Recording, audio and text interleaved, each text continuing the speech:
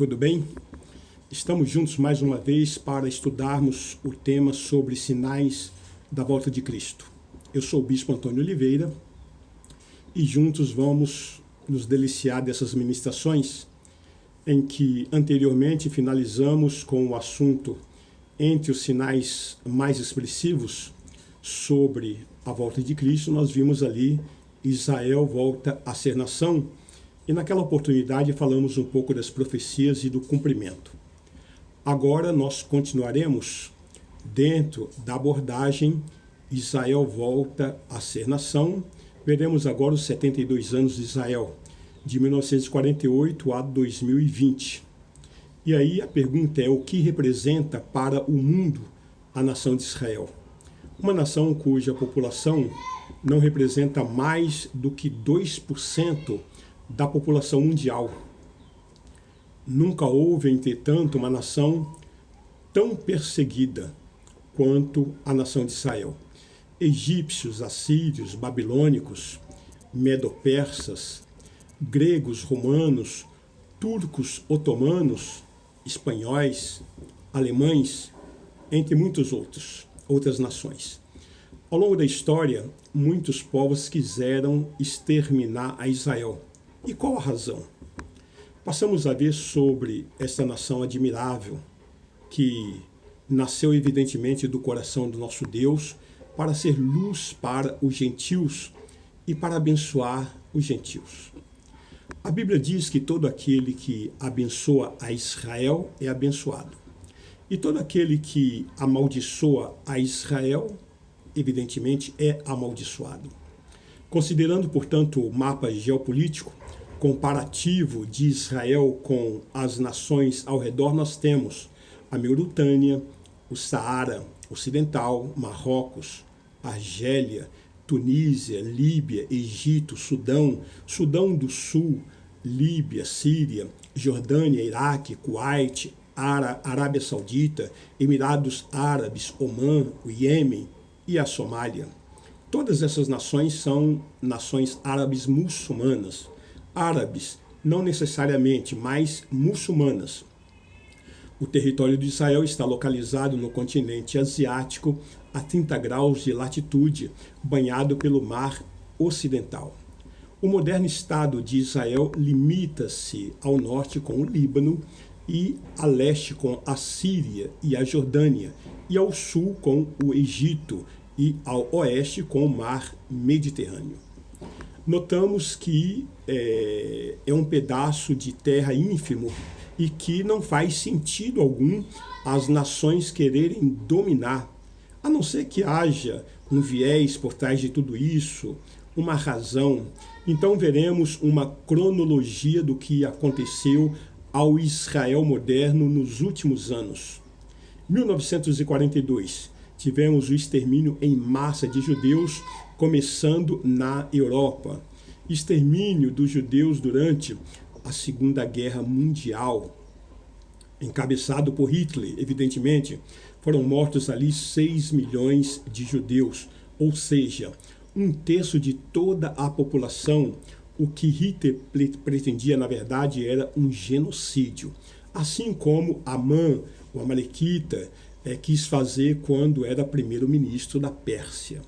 Em 1945, então, 6 milhões de judeus foram exterminados, 1/3 de toda a população. A libertação dos judeus nos campos de concentração. Ao final da guerra, estes milhões de judeus que sobraram não tinham para onde ir e foram expulsos das nações. Estavam em navios, aportavam nas nações, porém as nações não os queriam receber. E por causa disso, o mundo ficou horrorizado com o que estava acontecendo com os judeus.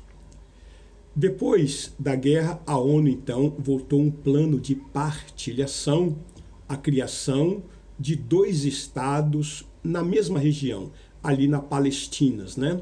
E nessa partilha, aprovado pela ONU, inclusive com o voto Minerva de um brasileiro que presidia a sessão, Oswaldo Aranha, Israel pegou a maior parte do seu território no chamado o deserto do Sinai, ou seja, 80% do território que coube a Israel era puro deserto. Embora a ONU tivesse aprovado a Comunidade Árabe, a Liga Árabe das Nações não aceitou, e assim, de novembro de 1947 até o dia 14 de maio de 1948, ninguém dava uma solução. A ONU aprovou, porém não tinha coragem de implementar. Então, em 14 de maio de 1948, David Ben-Gurion, em uma casa em Tel Aviv, estabeleceu e declarou a fundação do moderno Estado de Israel no dia, portanto, 14 de maio de 48. Sendo que no dia seguinte, no dia 15, aquele povo que estava vindo da guerra, debilitado em todos os sentidos, sem qualquer tipo de armamento e qualquer tipo de equipamento de defesa, teve que enfrentar uma guerra contra as nações árabes, a guerra da independência. Ao redor, aquelas nações, então, para que acontecesse ali um genocídio. E, no entanto, pouco mais de um ano, Israel, milagrosamente, pelo poder de Deus, venceu a guerra. Quando Israel venceu a guerra da independência, já que os árabes não aceitaram a repartição, então eles ficaram com os territórios que dominaram, evidentemente, que era maior do que aquilo que foi partilhado pela ONU. Em 1947, o plano de partilhação da ONU previa uma solução de 2 estados, como dissemos, um judeu e um estado árabe. Em 1948, no dia 14 de maio, o Estado de Israel é proclamado e iniciado. A Guerra da Independência, portanto, aconteceu naquele episódio. Em 1964, a OLP, Organização para a Libertação da Palestina, é estabelecida. Um grupo terrorista. E este grupo, assim como as nações árabes que estavam ao redor, não aceitaram, não reconheceram Israel como nação e planejaram mais uma vez destruir a Israel. Em 1967, tivemos a vitória de Israel sobre o Egito, a Jordânia e a Síria, na guerra conhecida como a Guerra dos 6 Dias. O clima ali era muito tenso, pesado. Em Tel Aviv, eles estavam separando áreas inteiras para fazerem de túmulos, porque os árabes avisaram: vamos invadir e vamos destruir a Israel. Mais uma vez, com a bênção de Deus e usando assim a inteligência israelense, Israel invadiu pela madrugada a península do Sinai. Destruiu ali no Egito todos os campos onde os aviões sairiam. Destruiu mais de 400 aviões naquele episódio. Saiu de lá até as colinas de Golã, tomou da Síria e, por último, chegou em Jerusalém. Desceu com seus paraquedistas em Jerusalém e tomou Jerusalém da Jordânia. É importante dizer que Israel havia pedido para que a Jordânia não entrasse na guerra. E a Jordânia entrou na guerra, traindo ali os judeus, né? Então, como consequência disso, eles acabaram perdendo o domínio sobre a cidade de Jerusalém. E assim, em 1967, Deus devolveu ao povo judeu o domínio sobre a cidade de Jerusalém. Em 1973, tivemos a Guerra do Yom Kippur. Terminaria com a vitória de Israel, com o custo de muitas vidas. Desta vez, os árabes agiram de uma forma sorrateira, porque Yom Kippur é um dos dias mais sagrados da nação de Israel. É o dia do perdão, em que todos ficam em jejum e vão para as sinagogas. É o dia do arrependimento, em que os judeus eles olham para dentro de si em total contrição. E naquele episódio de contrição, de arrependimento por parte dos judeus, mais uma vez os árabes entraram para destruir Israel. E Deus, assim, concede a vitória ao seu povo de uma maneira extraordinária. Em 1974, Isaac Rabin ele se torna o primeiro-ministro de Israel, ali pela primeira vez. Um homem que lutou pela paz durante toda a sua vida, Isaac Rabin, sim. Em 1977, Anwar Sadat, o primeiro-ministro do Egito, ele visita Jerusalém e ele fala ao Knesset, novamente, dois líderes querendo celebrar a paz. Em 1979, Meni Barag, né, em Israel, assina o acordo em Camp David, nos Estados Unidos. E é uma fazenda ali de propriedade dos americanos, né, do governo americanos. E a Revolução Iraniana coloca o Ayatollah Khomeini no poder. E assim o Irã era um país pujante, ele começou a tornar-se notoriamente radical. Em 1988, o Hamas emerge da Irmandade Muçulmana. Hamas significa violência, e a Irmandade Muçulmana é assim, um grupo de radicais islâmicos que querem a volta do chamado califado. E eles se unem para tomarem o mundo pela força. Essa é a verdade.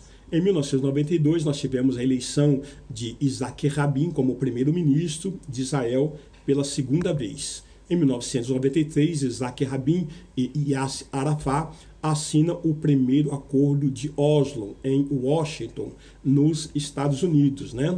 E o próprio presidente Bill Clinton, ele falou que eles passaram 14 dias. Isaac Rabin estava a fim de paz, mas Yasser Arafat não queria saber. Não concordou com nada que foi colocado ali no acordo. Assinou um acordo fajuta, evidentemente, porque ele não estava disposto a fazer paz com Israel. Em 1995, o segundo acordo de Oslo acabou também não adiantando, porque Isaac Rabin ele foi ali assassinado por um oponente judeu dos acordos de paz, não aceitava, portanto, né? No ano 2000, nós percebemos a queda das negociações da paz em Camp David, então determina a segunda intifada. Agora, o Al-Aqsa, ele se rebela por parte dos árabes dentro dos territórios israelenses, promovido ali pelo Al-Aqsa, evidentemente. Em 2001, Ariel Sharon derrota Ehud Barak e se torna o primeiro-ministro de Israel. Então, aos 72 anos de idade aconteceu. Em 2003, Ariel Sharon defende a saída dos judeus dos territórios importantes, né? Então, Israel sempre quis a paz. Na Guerra dos 6 Dias, eles tomaram o Sinai e depois devolveram para o Egito. Agora, Israel, que tinha muito judeu na faixa de Gaza, começa a entender que, para que houvesse paz, seria necessário retirar os judeus da faixa de Gaza, que os palestinos pudessem ter, portanto, a faixa de Gaza como seu território. Mas não adiantou nada, porque logo em seguida começou a ser atacado pelos seus inimigos ao redor. No ano de 2004, morre Yasser Arafat. 2005, os assentamentos dos judeus em Gaza, eles evacuam sem qualquer tipo de violência e de uma forma liberal, né? O governo israelense disse para os judeus que eles teriam que sair dali. Querendo ou não, eles teriam que desocupar, e assim, sem violência, o governo tirou os seus próprios judeus, o povo, né? Mas nós percebemos também que não adiantou nada. Em 2006, o Hezbollah luta contra Israel na guerra de 34 dias. Aqui, outro grupo terrorista que fica no Líbano e na Síria também. Em 2007, a Operação Chrome Dome, né, que é o sistema antimíssil, começa a operar em Israel. Inaugura então o seu Chrome Dome. Com isto, o domo de ferro, eles impedem que os mísseis lançados contra Israel caiam em solo. Então ali são destruídos antes que eles caiam. 2009, Benjamin Netanyahu se torna primeiro-ministro de Israel pela segunda vez. 2010 nós temos o Stuxnet, os vírus de computador que ataca a usina nuclear iraniana. Israel lança esse vírus, evidentemente, e aqui nós temos uma observação. O acordo de paz que foi feito, na verdade, um acordo nuclear, onde os Estados Unidos retiraram as sanções contra o Irã, e assim foi proposto por Barack Obama. E foi um absurdo total, porque o Irã chama os Estados Unidos de o grande Satã e chama a Israel de o pequeno Satã. E aquele acordo que Obama fez foi autorizar ao Irã a desenvolverem armas atômicas. E não só aconteceu, como estão muito próximo de terem armas atômicas, para lançar, evidentemente, contra Israel e contra os Estados Unidos. Aliás, isso é bíblico, né? Nós encontramos na guerra de Gog e Magog. Então veja, depois nós temos 2011, o Hamas e Fatah, eles assinam um acordo para reconciliação à luz da Primavera Árabe, né? Hamas é um grupo terrorista que atua na faixa de Gaza e o Fatah é um grupo terrorista da Jordânia e que eram brigados. Eles se odeiam, evidentemente, porém se unem para combaterem um ódio maior, que é contra Israel. Em 2012, a população de Israel chega a 7.836.000 cidadãos. De lá até agora não houve mais significativo, expressivo acontecimento ali na nação de Israel. O Irã tem grupos avançados na Síria, o que lançam ali mísseis, né, foguetes, ou melhor dizendo, foguetes ali contra Israel. E Israel acaba respondendo, né? E veja que Israel nunca dá o primeiro passo para a violência. Porém, quando há um ataque, há então uma retaliação por parte de Israel contra aqueles ataques, né? E eles, nesse foco, né, eles acabam, eles falam então eles foram ali para ajudar o Bashar al-Assad. E, na verdade, eles querem colocar os pés em Israel, com o motivo de ajudar o tirano, né? Eles estão mirando contra Israel. Esta é o grande propósito deles. Aqui nós queremos encerrar essa ministração através dessa resenha que nós trouxemos, sabendo que Deus tem falado de uma forma gloriosa com a sua vida. Eu creio que esses estudos, Deus tem trazido aí um entendimento, né, para aqueles que estão acompanhando e perseverando, evidentemente, e nós queremos pedir a gentileza para que você possa dar o like nesse vídeo, você possa também se inscrever nesse canal e você possa estar compartilhando essas informações. Mande para o máximo de pessoas que você puder, porque nós entendemos que este assunto é um assunto de grande relevância para o tempo em que nós estamos vivendo. Entendemos que o nosso Senhor Jesus Cristo está às portas, entendemos que nós estamos nos segundos finais das nossas atividades aqui, porque em breve, muito breve mesmo, o Senhor Jesus estará nos levando através do arrebatamento. E assim, a noiva de Jesus Cristo precisa estar preparada. E nós chegamos à conclusão, portanto, que noiva já está pronta, né?